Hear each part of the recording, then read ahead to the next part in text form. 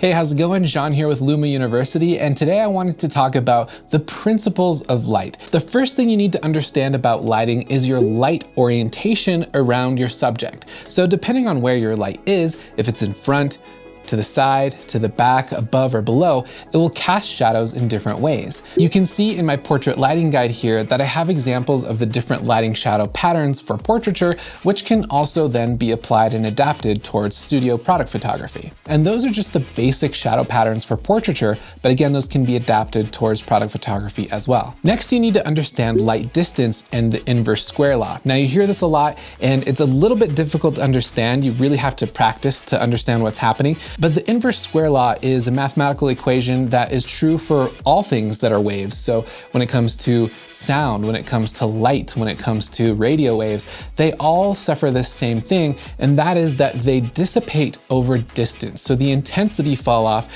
starts to get dimmer as it gets farther away. But it's not a linear dimming curve, and I have demonstrations showing this. You can go back through my YouTube catalog. Whenever you get really close, the light's more intense, it's brighter. If I were to bring this key light closer to me, it would get really, really bright. You can see how bright my hand is here versus back here, right? Basically just know the closer it is, the more intense it is, and the more rapid the fall off of light is. And the farther away it is, the less intense it is, but the more gradual the fall off of light will be as well. So it gets a little in depth, but inverse square law is probably my favorite when it comes to the physics of light and my favorite thing to talk about. I love it so much.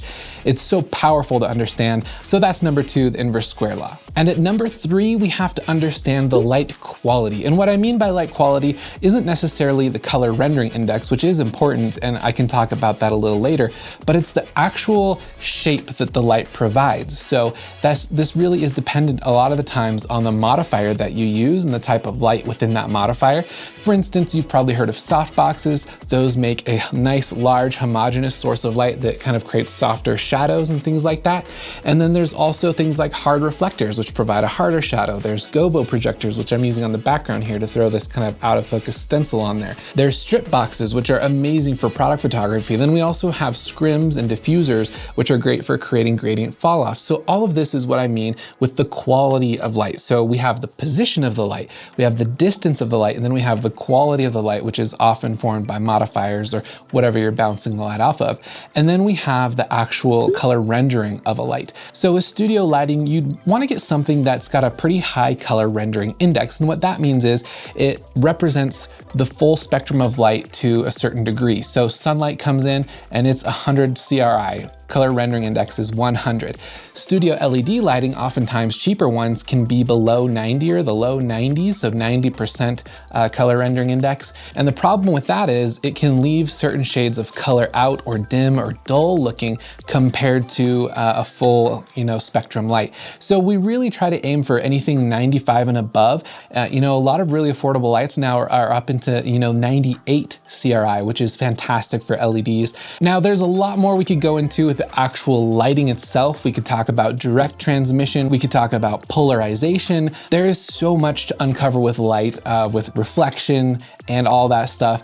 And it can go super in depth. But the next thing I want to talk about is surface materials and understanding how those work, because what good is a light if you can't bounce it off of a surface, right? So my skin is a surface material. This shirt is a different type of surface material. Any object, any surface has different qualities to them, and understanding how they interact with light is very important. So with surface materials, we have diffuse surfaces, which means they're matte finish. We've got glossy surfaces, which means they're mirror finish, and everything in between. We've got polarized surfaces, or light that comes off that becomes polarized. We've got metallic surfaces. All of these things handle light differently. And then of course we have glass and transparent or semi-transparent materials, and those all either let light pass through or absorb a certain amount or bounce back a certain amount. And so all of that combined with the other things we talked about with light are essential to creating what it is that you need to create. And the limitations of what you can do with light are really not very limited. They're pretty amazing.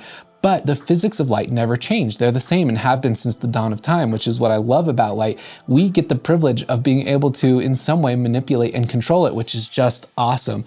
And so it sounds very complicated. It sounds like the recipes are infinite, and they are. But the cool thing is you don't have to memorize lighting setups. You can just focus on studying the fundamentals of the physics of light, optics, and surface materials, and then you can create anything you can imagine, which I think is awesome. So before I go, I want to recommend a couple things to you. One, there's a book. I do not get any commission off of this, but it's just a book I love. It's called Light, Science, and Magic, and it is a wonderful book. There's the 6th edition now, I think, on Amazon that you can snag for pretty cheap.